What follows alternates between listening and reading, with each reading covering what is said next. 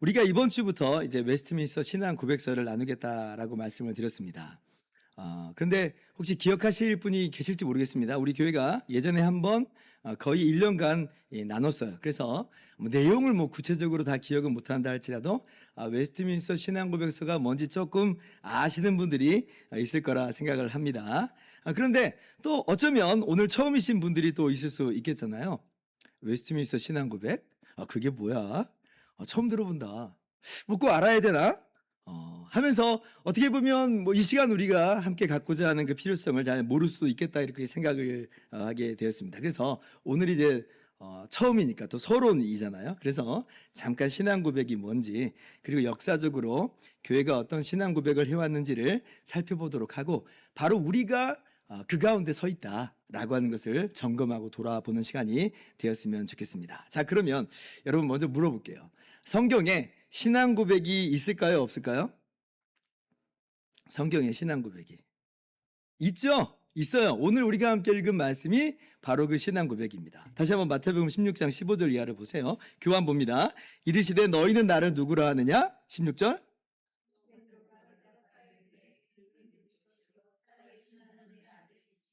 네. 자, 예수님이 물어보시죠. 너희는 나를 누구라 하느냐라고 하니까 그동안 예수님께서 행하신 일을 보고 또 예수님의 가르침을 들어왔던 베드로가 예수님께 대답하는 거예요. 주는 그리스도시요 살아계신 하나님의 아들이시니이다. 여러분 이게 뭐예요? 이게 신앙 고백이에요. 물론 이 고백은 성경에 기록되어 있는 바 하나님의 계시입니다. 그러니까 이거는 지금 단순한 사람의 반응 정도가 아닌 것이고 이거는 하나님의 말씀이에요. 그런데 이제 형태는 뭐라는 거예요? 신앙 고백의 형태가 바로 이런 모양이라 하는 것이죠. 요한복음 20장 28절도 보세요. 도마가 대답하여 이르되 나의 주님이시요 나의 하나님이시니이다. 자, 이 말씀은 여러분 어떤 말씀인지 아실 거예요. 예수님께서 십자가에서 죽으시고 3일 만에 부활하신 후 도마를 만나셨습니다. 그때 그 의심 많았던 도마가 부활하신 예수님을 배웠고 하는 말이죠. 근데 이게 뭐예요? 이게 바로 이게 신앙 고백이에요. 나의 주님이십니다. 예수님 보고 주님이라 말하고 주님은 예수님은 하나님입니다 라고 얘기하는 거예요. 예수님을 두고 하나님이라고 고백하고 있어요. 이게 뭐냐? 이게 바로 신앙 고백이다. 그래서 성경을 보면 여기저기 신앙 고백이 많이 나옵니다. 제가 이 말씀을 드리는 이유는요, 오늘날 신앙 고백이 별로 필요 없다거나 교리는 별로 필요 없다거나 하는 분들이 덜어 있는데 장로교인들은 그럴 리는 거의 없는데 근데 이제 그 외의 분들이 이제 그런 경우들이 간혹 있어요. 어떤 뜨거운 체험과 경험, 어떤 기적, 어떤 이런 것들이 정말 중요하고 어떤 역동성 이런 것들이 중요하지 어떤 교리나 신앙 고백은 사람을 아주 차갑게 만드는 거야. 뭐 이런 식으로 이 신앙 고백의 의미를 좀 격화시키는 분들이 막 있는데 근데 제가 그렇지 않다라고 하는 걸 말씀드리려고 하는 것입니다. 오히려 여러분 교회는요 신앙 고백 위에 서 있습니다. 반드시 기억해야 돼요. 교회는 신앙 고백 위에 서 있다. 우리가 오늘 말씀은 사실 예전에 얼마 전에 몇 주 전에 주일날 함께 나눈 말씀이잖아요. 주님께서 뭐라고 말씀하세요? 내가 이 반석 위에 내 교회를 세우리니 음부의 권세가 이기지 못하리라 그래요. 주님께서 사도와 선지자들을 통해 가르쳐 주신 그 바로 복음. 그러니까 주님께서 사도와 선지자들을 통해서 가르쳐 주신 복음을 듣고 그대로 자신의 신앙을 고백하는 그들이야말로 예수님이 내 교회다라고 말씀하세요. 그래서 베드로에게 내가 이 반석 위에 내 교회를 세우리니 이렇게 신앙 고백을 하고 있는 베드로에게 그렇게 말씀하시는 거죠. 그래서 사실 우리는요 내가 의식은 못했다 할지라도 나는 어떤 사람인가 할 때에 나는 부인할 수 없이 나는 신앙 고백을 한 사람입니다. 나는 신앙 고백을 한 사람들이에요. 자, 너 예수님 믿어? 네, 믿어요. 그래? 그럼 예수님 어떤 분으로 믿는 거야? 어떤 분이야?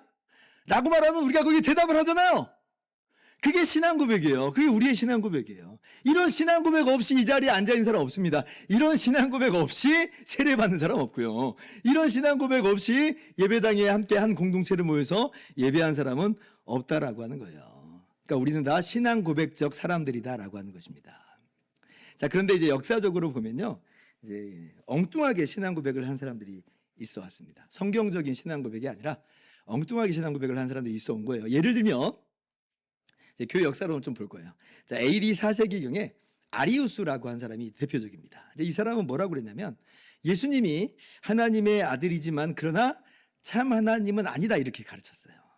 아까 이제 도마는 나의 주님이시오 나의 하나님이십니다 그렇게 얘기했잖아요. 성경에서 분명히 계시로 기록된 거잖아요. 하나님 말씀으로 신앙 고백이지만 그건 계시잖아요. 그런데 아리우스는 예수님은 참 하나님의 아들이지만 참 하나님은 아니야 이렇게 이야기한 거예요. 성경적으로 말도 안 되는 이야기인데 이런 것들이 마치 논리적으로 보이고 이성적으로 보이니까 사람들 가운데 퍼져버립니다.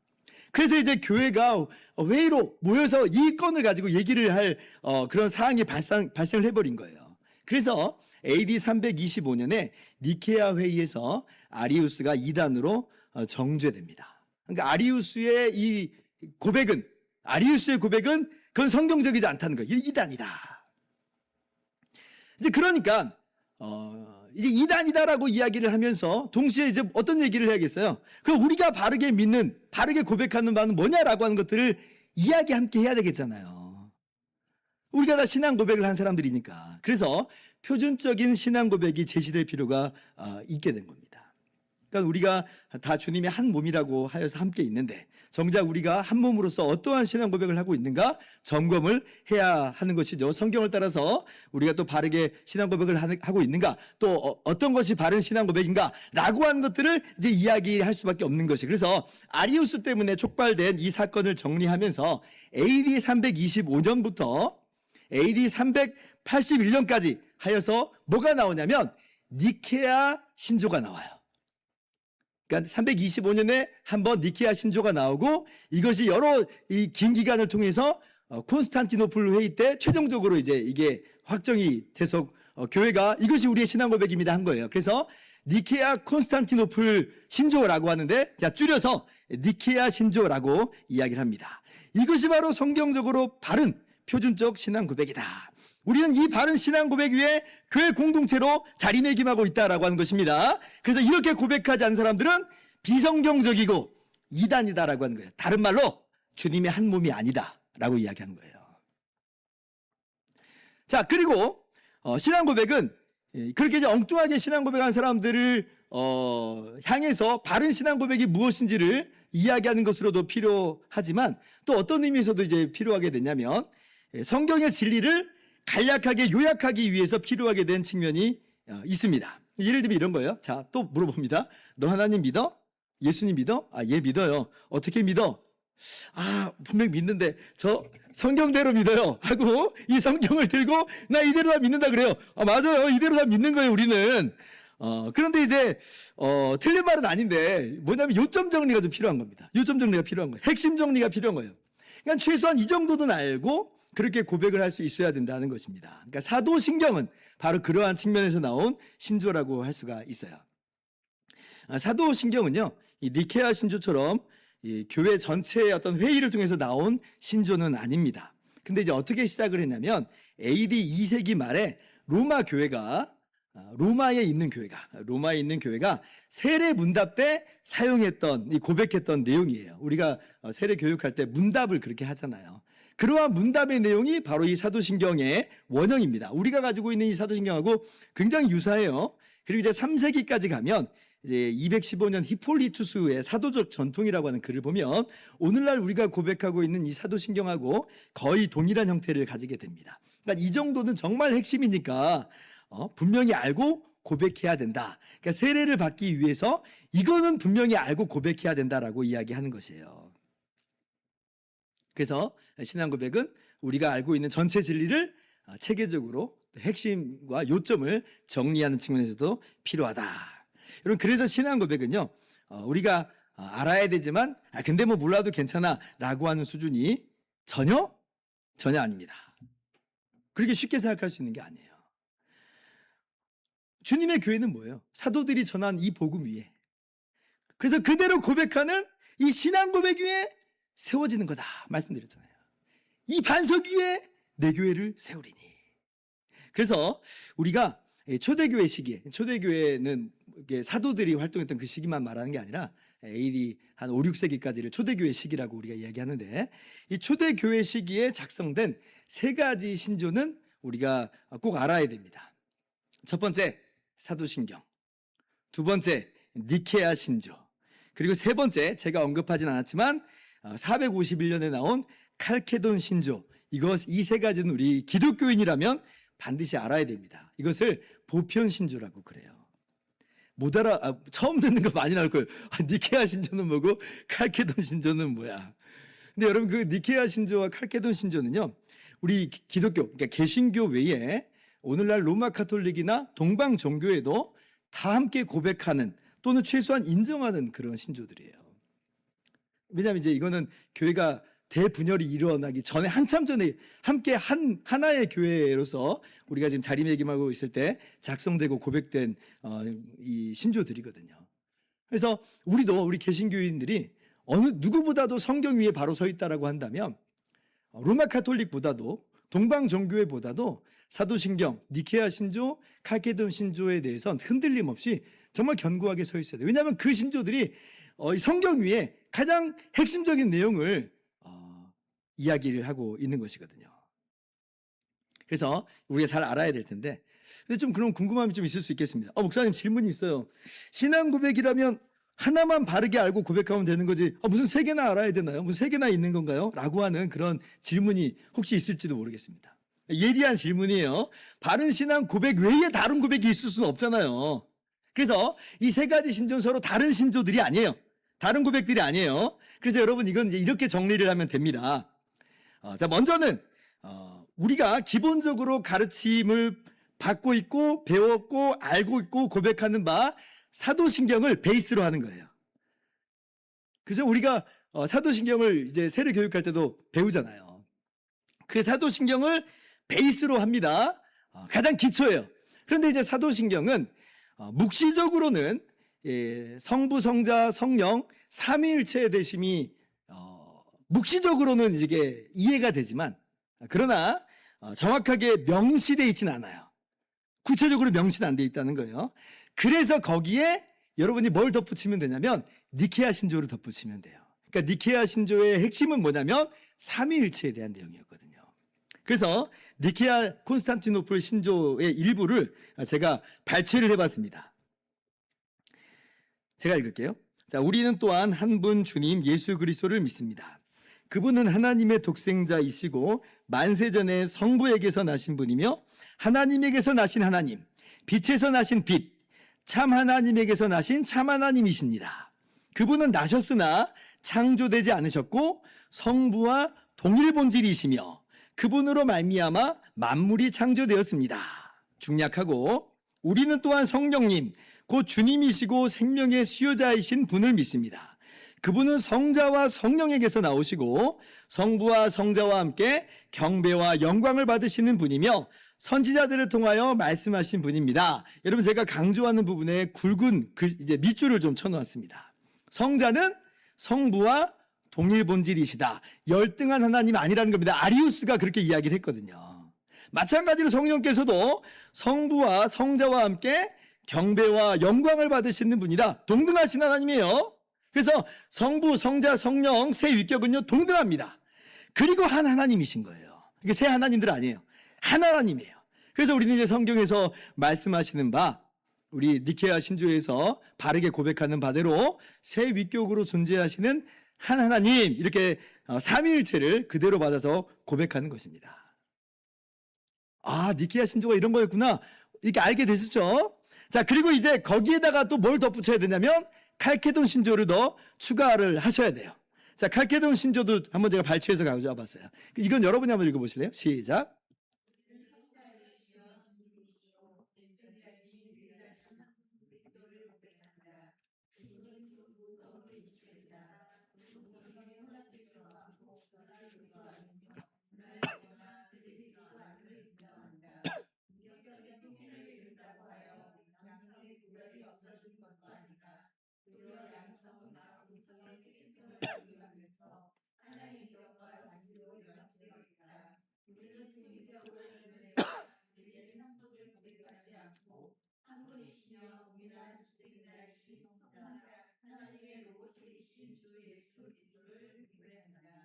자, 갈케돈 신조의 핵심 뭐냐면 예수님은 참 하나님이시며 또한 참 사람이심을 고백한다는 겁니다.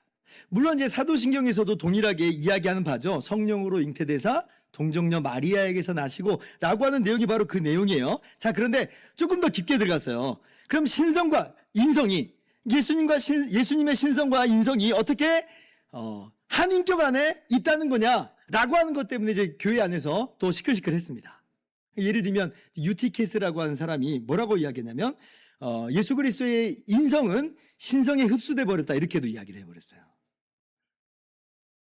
오늘 이제 무슨 삼위일체나 무슨 그리스도의 양성한 교리를 뭐 깊게 들어가자고 하는 건 아니니까 뭐 더 깊게 이야기는 하지 않겠습니다만은 유티케스의 그 내용은 결론적으로 이단이에요. 우리는 성경대로 그럼 어떻게 고백하느냐? 그리스도께서는 여전히 부활하신 이후에도 승천하신 지금 상황에서도 한 인격 안에 신성과 인성을 온전하게 가지고 있으세요. 그러니까 밑줄 쳤죠? 두 본성이 혼합되지도 않고 변화되지도 않으며 분할되거나 분리되지도 않음을 인정한다. 이것이 성경적인 바른 믿음이요 우리의 고백이다라고 하는 것이죠. 자, 이렇게 되면 얼추 정리가 되는 것입니다. 사도신경에 니케아 신조의 내용을 덧붙이고 또 그리고 칼케돈 신조의 내용까지 덧붙이면 이러면 이제 풍성하게 되는 거예요. 자, 그러면 오늘 우리는 웨스트민스터 신앙고백서를 나눈다고 했는데 아니 목사님 그럼 웨스트민스터 신앙고백서는 또 뭡니까? 아니 이 정도로 우리가 충분하지 않습니까? 라고 생각할 텐데요. 자, 이제 교회 역사가 계속 흘러갑니다. 칼케돈 신조는 451년에 나왔다고 그랬잖아요. 교회 역사가 계속 흘러가요. 그리고 이제 흘러가는 중에 1054년에 동방교회하고 서방교회가 대분열을 하게 되죠. 제가 뭐 동방교회는 잘 모르지만 서방교회가 이제 계속해서 또 흘러갑니다. 중세 시대를 거쳐요. 근데 그 과정 속에서 타락하고 부패해버리죠. 교리적으로 또 윤리적으로 타락하고 부패해버려요. 그래서 이제 종교개혁이 일어나게 된 배경이 바로 그런 배경이에요. 서방교회에서 일어난 것이 이 종교개혁인데 그래서 이제 1517년에 성경으로 돌아가자 하면서 종교개혁이 일어납니다. 처음에는 뭐 거창하게 시작된 것이 아니에요. 근데 이제 성경으로 돌아가자라고 하는 것을 그 당시 로마 교황청이 그렇게 이제 강하게 억눌러 버려요. 그러니까 이제 이게 이제 마치 활발 불타버리게 되는 형태가 되는 거예요. 이전에는 이제 똑같이 이야기했어도 박해받고 또 죽이면 그냥 꺼져가는 심지와도 같았는데 근데 이때는 이제 하나님의 섭리하심이 있었기 때문에 이 종교 개혁으로서 도화선처럼 오히려 돼서 활발 이제 불타오르게 되는데 그래서 이제 그때 종교 개혁 때 성경으로 돌아가자라고 하는 게 우리 개신교, 우리 기독교인 것이에요. 근데 여전히 이제 돌아가지 않고 자신들이 세워놓은 각종 부패한 교리와 전통을 고수하는 것이 오늘날 이제 로마 카톨릭 천주교라고 하죠. 그렇게 된 것이에요. 그리고 이것도 여러분 사실 우리 기독교가 뭐 하나됨을 깨고 분열해 나가자 이렇게 하는 게 아니에요. 우리는 성경대로 교회를 회복하자라고 하는 것인데 오히려 로마 교황청이 종교개혁자 루터를 파문해 버리죠. 출교한 거예요. 출교. 그래서 이제 성경대로 믿자라고 한 사람들 이렇게 출교하고 박해하고 잡아다 죽이고 이제 그랬던 것이에요. 그래서 그런 과정 속에서 어쩌면 자연스럽게 자리 잡게 된 게 우리 개신교다라고 하는 거예요. 자, 그러니까 이제 어떤 작업이 필요하게 됐냐면 칼케돈 회의 이후에 그 1000년이나 이제 사람들 마음 가운데 자리 잡은 이 로마 카톨릭의 그릇된 교리와 전통에 대해서 그러면 성경대로 바르게 믿는 것, 바르게 고백하는 게 뭐냐라고 하는 것을 이야기할 필요성이 있겠어요, 없겠어요? 있게 된 거예요. 그러니까 왜냐하면 성경대로 돌아가자 했으니까 그럼 성경대로 돌아가는 게 뭐냐라고 하는 걸 대답을 해야 될 거 아니에요. 그게 바로 종교개혁 때 이제 우리 개신교 진영에서 나온 이 각종 신앙 고백들인 거예요. 그래서 종교개혁 진영에서는 신앙 고백들이 계속 작성하게 됩니다. 니들은 왜 로마 카톨릭이 틀렸다고 하느냐? 그럼 니들이 믿는 건 뭐냐라고 하는 질문이 들어올 때 우리가 성경대로 믿는 바는 이렇다라고 하는 게 종교개혁기의 이 신앙 고백서들이에요. 그리고 뭐 성인들에게도 또 우리 자녀들에게도 이제 성경대로 바로 믿는다라고 하는 게 뭔지를 잘 가르칠 필요가 있었겠죠. 또 당시에 또 엉뚱한 사조들이 있었거든요. 뭐 제세례파들, 뭐 좀 더 흘러가면 알미니안들 이렇게 이제 엉뚱한 사상들이 막 발흥을 하니까 거기에 대해서 또 올바르게 또 반박하는 것들이 필요하게 됐습니다. 그래서 이제 이 신앙고백서가 나오고 성경대로 바르게 믿는 것이 무엇인지를 가르치려고 각종 교리문답, 요리문답이라고 하는 그런 것들이 나오게 된 것이에요. 그래서 종교개혁 때 나온 이 신앙고백서들은 초대교회 때 나왔던 이 신앙고백과 비교해 볼 때 상당히 길어요. 사도신경 짧잖아요. 니케아 신조 그게 길지 않거든요. 칼케돈 신조도 길지 않습니다. 그런데 이제 종교개혁 당시에 나온 신앙고백서들은 굉장히 길어요. 훨씬 더 세부적입니다. 왜냐하면 성경을 망라하는 이제 그런 의미가 담겨 있기 때문에 그래요. 그래서 여담입니다만은 어떤 사람이 교회 안에 있는데 초대교회 때의 그 보편 신조들대로 믿지 않을 경우에는 이제 우리가 어떻게 해야 되냐면 당신은 그리스도의 한 몸이 아닙니다라고 해야 됩니다. 아직 이제 구도자라고 하면 아직은 구도자인 것이지 그리스도의 한 몸은 아니다라고 하는 것이고, 아니 세례도 받고 멀쩡히 있는데 그렇게 이 초대교회 보편 신조대로 믿지 않는 거예요. 그리고 막 사람들을 막 그렇게 가르치려고 해요. 그러면 그 사람들은 이단으로 정죄를 하는 것이에요. 뭘 몰라서가 아니라 그렇게 그런 주장을 고수하는 거잖아요. 그러니까 우리는 주님 안에서 하나가 아닙니다. 한 교회가 아닙니다라고 해야 됩니다. 그러니까 초대교회의 보편 신조들에 대해서는 그래요. 그런데 이 종교개혁 때의 이 신앙고백서는 조금 결이 다릅니다. 조금 결이 달라요. 물론 이 신앙고백 안에는 어떤 내용들에 있어서는 그 내용으로 말미암아 참교회냐 아니냐라고 하는 그런 부분들이 있어요. 예를 들면 오직 예수 그리스도를 믿음으로 말미암아 거저 의롭다함을 얻는다라고 고백하는 그 내용에 있어서는 그렇게 믿지 않는 것에 있어서 똑같이 기준을 삼아서 이야기를 해야 되는 것이에요. 이단 여부가 참교회냐 아니냐가 판가름 되는 겁니다. 그런데 아까도 얘기했듯이 우리가 망라한다고 그랬잖아요. 성경을 망라해서 우리가 믿는 바는 이렇다라고 하는 그 많은 내용들을 담고 있기 때문에 그런 부분들에 있어서는 이것은 이제 우리의 정체성, 성경을 우리가 이렇게 이해하고 있다라고 하는 우리의 정체성을 담는 것으로 보는 것이고, 어떤 사람이 나는 그렇게 믿지 않는다라고 할 때는 그렇다고 해서 이단으로 정죄하지 않습니다. 예를 들면 하나만 얘기한다면 유아 세례 같은 경우가 대표적이죠. 신앙고백서에 웨스트민스터 신앙고백서에 유아 세례에 대한 내용이 나와요. 그래서 우리는 그대로 웨스트민스터 신앙고백서대로 받아들이는데 어떤 사람은 나는 그렇게 생각하지 않아라고 이야기하는 거예요. 여기서 논쟁은 있을 수 있어요. 우리는 이제 옳다라고 하는 바가 분명히 있는 거예요. 근데 이제 그것 때문에 이단이다라고 말하는가? 그렇지 않잖아요. 그래서 어떤 분들은 웨스트민스터 신앙고백서에서 유아 세례 부분을 받아들이지 않고 수정해서 받아들이는 분들이 있었어요. 그래서 그런 분들은 우리 개혁주의 장로교인이 아닌 것이고 그분들은 회중교회 또는 침례교회가 되는 겁니다. 근데 그렇다고 해서 이단인 것은 아니고 다만 뭐예요? 장로교회는 아니다라고 하는 거예요. 이해가 되셨죠?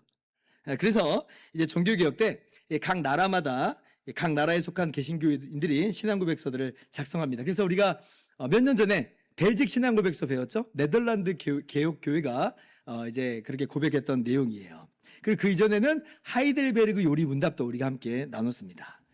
그런데 이제 우리나라 장로교는 이제 어떤 신앙고백을 하느냐라고 할 때 각 나라의 신앙고백서 중에서 영국에서 나온 신앙고백서인 이 웨스트민스터 신앙고백서를 함께 공유해서 우리의 신앙고백으로 그렇게 이야기를 하는 거예요. 우리나라도 물론 다른 별도의 신앙고백서를 작성할 수도 있습니다. 각 나라 개신교인들이 그렇게 했으니까 이상하지 않아요. 그런데 이제 우리나라 장로교는 웨스트민스터 신앙고백서가 가장 탁월하다 하면서 그대로 받아들인 것이에요. 참고로 통합 측은 웨스트민스터 신앙고백서를 표준 문서로 받으면서도 1986년에 새롭게 신앙고백서를 작성을 했습니다. 근데 우리 합시는 여전히 웨스트민스터 신앙고백서를 표준 문서로만 받아요. 그래서 제가 이거 장로교 우리 교단의 헌법책을 좀 들고 와봤어요. 총론에 이제 선서를 이렇게 합니다. 대한예수교 장로회 총회 목사들과 장로들과 집사들 그리고 신자들은 위대하시고 두려우신 우리 주 하나님의 이름으로 손을 들어 선서하나이다 라고 하면서 두 번째 조항에 우리는 성경의 무엇을 기본 교리로 가진 웨스트민스터 신앙고백서와 그 대소유리 문답서 및 교회 정치와 예배 모범을 성경적인 줄 알고 받아들이며 또한 하이델베르그 신앙고백서를 성경적 고백서로 받는다라고 그렇게 이야기를 해요. 그리고 이제 총론의 우리 선언문에도 마찬가지의 내용으로서 웨스트민스터 신앙고백서를 우리 교회와 우리 우리의 교의와 규례의 표준으로 산다 그래요. 여러분 제가 가지고 오지 않았어요. 여러분이 읽을 만한 부분은 이제 교회 정치에 이제 이게 어떤 내용이냐면 이제 목사, 장로, 집사가 임직을 할 때 이렇게 선서를 하고 임직을 하는 거예요. 그럼 이 임직의 내용이 뭐냐라고 할 때 자, 1 여러분 읽어보세요. 시작.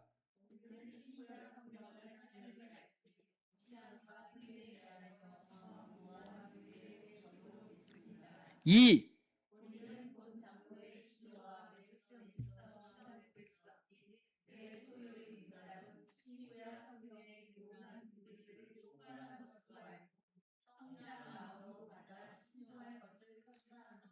네, 지금 여기서 아마 임직하신 분들은 이런 선서를 하고 했습니다.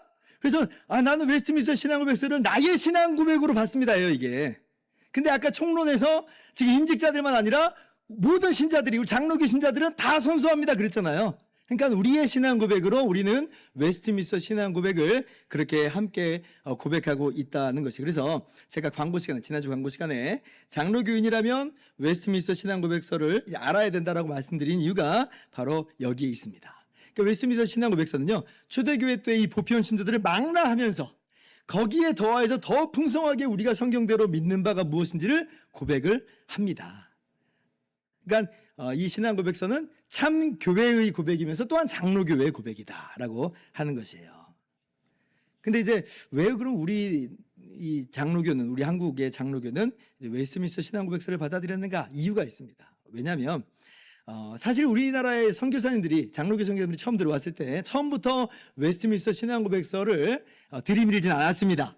인도 장로교회에서 나온 정말 간략한 12신조만을 제시를 했어요. 이건 이제 우리나라에 맞게 신앙고백서를 작성하라고 하는 그런 의도가 있었던 거예요. 근데 이제 웨스트민스터 신앙고백서 보면 정말 너무 풍성하게, 너무 정리를 잘했거든요. 뭐 성경이 변하는 것도 아니고 진리가 변하는 것도 아닌데 굳이 다른 신앙고백서를 작성할 필요를 못 느꼈던 겁니다. 우리가 마치 초대교회 보편 신조를 그대로 받듯이, 그래서 우리가 그대로 받자라고 한 거예요. 이 웨스트민스터 신앙고백서는요, 특징이 있습니다. 어떤 특징이냐면 종교개혁이 1517년에 시작됐다고 그랬잖아요. 근데 웨스트민스터 신앙고백서가 나온 이 시기는요, 그보다 130년 뒤에 나와요. 1647년에 작성이 된 거예요.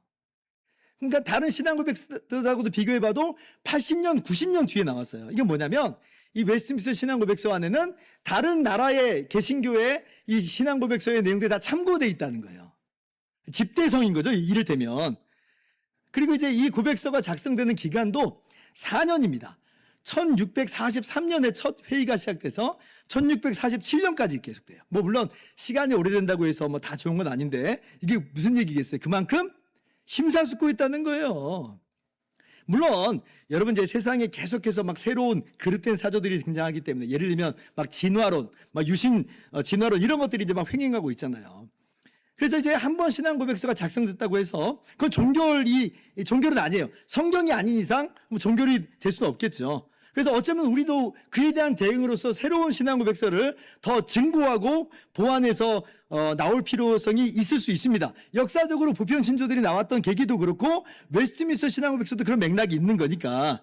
사실 미국에서는 그래서 웨스트민스터 신앙고백서가 몇 번 수정이 돼요. 근데 이제 그렇다고 해서 뭐 마냥 새로운 걸 발표하는 게 또 좋은 거냐? 그러진 않아요. 그래서 이 몇백 년 전에 신앙 고백이지만 정말 시대를 뛰어넘는 진리가 이 안에 있고, 또 그리고 굉장히 풍성하고 방대한 내용을 잘 체계적으로 다뤘기 때문에 넘볼 수 없는 어떤 탁월함이 있어서 우리는 그대로 받았다. 존 머레이라고 하는 유명한 교수는 그래서 이렇게도 이야기합니다. 심지어는 2000년 교회사 속에서 웨스트민스터 신앙고백서를 견줄 만한 신앙고백서나 신조는 없다라고까지 이야기해요. 그러니까 굉장히 중요한 신앙고백서로 자리매김을 하고 있다는 거예요. 그래서 우리가 이번에 우리 교단의 표준 문서로서 고백하고 있는 이 웨스트민스터 신앙고백서를 배우면서 나의 신앙고백인 줄로 알고 그렇게 우리의 신앙을 든든하게 세울 필요가 있겠습니다.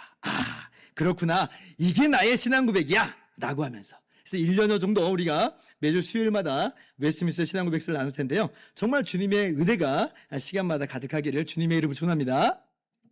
자, 이제 말씀을 마치도록 합니다. 오늘은 서론을 다루는 시간이었고 이제 다음 주부터 본격적으로 그 내용을 다룰 것인데요.